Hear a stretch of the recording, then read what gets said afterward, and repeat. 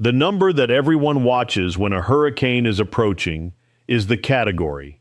Category 1, 2, 3. People hear Category 2 and decide to stay. They hear Category 4 and consider leaving. The entire public conversation around hurricane danger is built on that single number. And that number measures one thing: wind speed. It does not measure the size of the storm.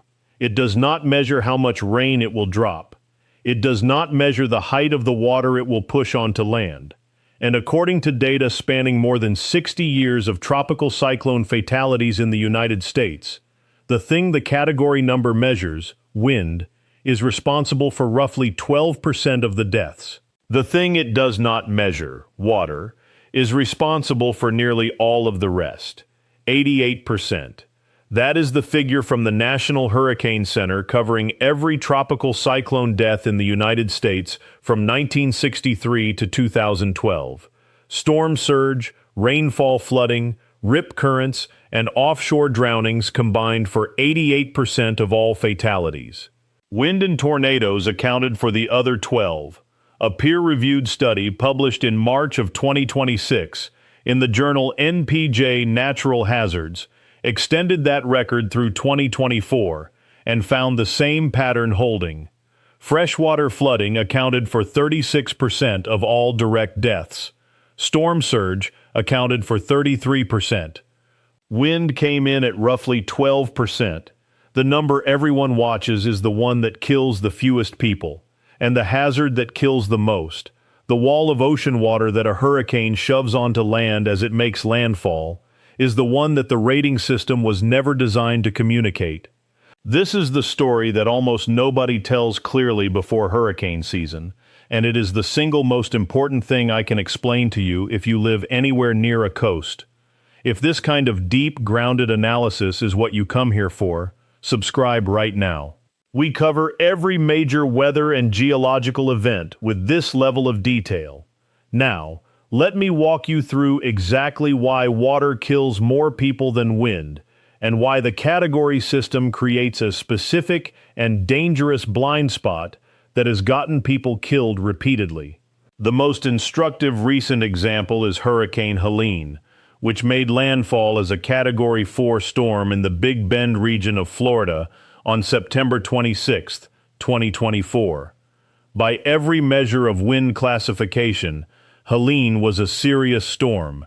Sustained winds of 140 miles per hour at landfall. But the wind is not what made Helene the deadliest hurricane in the United States since Katrina. At least 250 people died.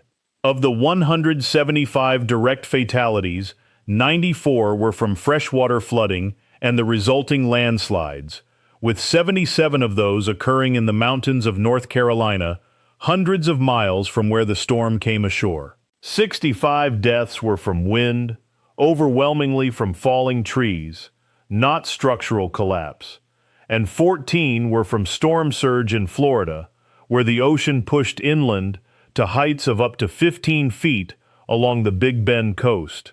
Think about those numbers for a moment. The majority of the people who died in Hurricane Helene were nowhere near the coast. They were in communities that most people would not even associate with a hurricane. They were in mountain towns where streams and rivers turned into raging torrents as 20 inches of rain fell on terrain that funneled all of that water downhill into populated valleys. A Category 4 hurricane made landfall in Florida and killed more people in North Carolina than anywhere else. The category told you where the wind was. It told you almost nothing about where the water would go. Now take Hurricane Ian in 2022, which also made landfall in Florida as a Category 4 storm. Of its 66 direct deaths, 41 were from storm surge, not wind, not tornadoes, salt water pushed inland by the storm's wind field, filling homes, trapping people, and drowning them inside structures they chose not to evacuate. Many of those who died were elderly residents who decided to ride out the storm because they had survived previous hurricanes. And some of those previous hurricanes had been higher category storms. What they had not experienced before was the specific surge height that Ian produced at their specific location, because surge height is not determined by category alone. Here is where the science of storm surge gets genuinely counterintuitive, and understanding it could save your life or the life of someone you care about. Most people assume that a stronger hurricane, a higher category, automatically means a higher storm surge. That is only partially true. Wind speed is one factor, but storm surge is also determined by the physical size of the hurricane's wind field, how fast or slowly the storm is moving, the shape of the coastline and ocean floor where it makes landfall, and the timing of the storm relative to the local tide cycle. A Category 2 hurricane with an enormous wind field can produce a higher storm surge than a compact Category 4. Hurricane Ike in 2008 was only a Category 2 at landfall in Galveston, Texas. Its sustained winds were 110 miles per hour, well below major hurricane threshold. But Ike was massive. Its tropical storm force wind field extended 275 miles from the center. That enormous footprint pushed on a vast area of the Gulf of Mexico for hours, piling water against the Texas coast. The result was a storm surge of 15 to 20 feet. That is a number typically associated with Category 4 or 5 storms, delivered by a storm classified as Category 2. On the Bolivar Peninsula, the surge wiped out nearly every structure within 300 yards of the shore. People who heard Category 2 and assumed it would be manageable were caught in surge heights that defied everything they thought they understood about how hurricanes work. That disconnect between category and actual danger is not a failure of science. It is a failure of communication that the scientific community has been trying to correct for years. The Saffir-Simpson scale, the system that assigns hurricanes their category from 1 to 5, was designed in the early 1970s to communicate wind damage potential. It does that job well. But it was never intended to communicate flood risk, rainfall totals, storm surge height, or geographic reach. Over time, the category number became shorthand for total danger in the public mind, and that shorthand kills people. Craig Fugate, the former director of FEMA, has said it plainly. The leading cause of death from hurricanes is water, not wind. The National Hurricane Center itself now states on its website that storm surge is currently the leading cause of fatalities from hurricanes, and yet the number that dominates every broadcast, every evacuation discussion, every decision a family makes about whether to leave or stay is still the wind speed category. Now connect all of this to the current moment, because the timing matters.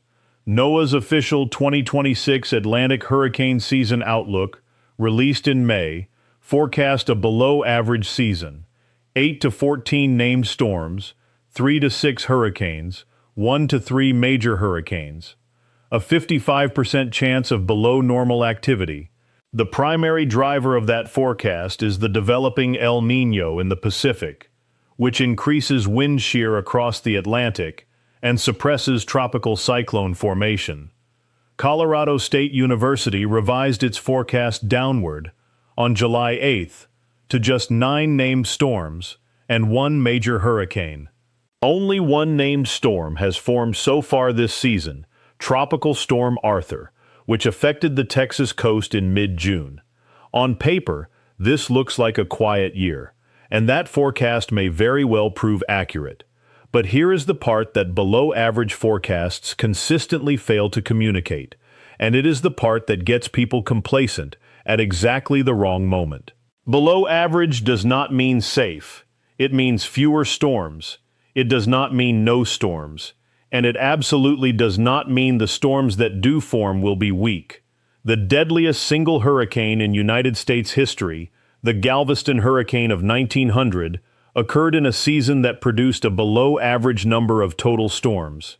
Hurricane Andrew in 1992, a Category 5 that destroyed more than 25,000 homes in South Florida, occurred during an El Niño year that produced only 7 named storms total, well below the historical average. The 2026 season may produce very few hurricanes. But if even one of them makes landfall, the damage it causes will be determined not by how many other storms formed that year, but by the specific characteristics of that single storm: its size, its speed, the shape of the coastline it hits, the timing relative to the tide, and whether the people in its path understood the difference between wind danger and water danger before it arrived. NWS Director Ken Graham put it directly when the 2026 outlook was released. It only takes one storm to make for a very bad season. The practical message from all of this comes down to something specific, actionable, and based on decades of fatality data. If you live in a coastal area and a hurricane evacuation is ordered, the evacuation is almost certainly for surge, not wind. Your house might survive the wind. It will not protect you from 10 feet of ocean water filling the first floor. Storm surge of just 3 feet, water reaching roughly to your waist, carries enough force to knock a full-grown adult off their feet.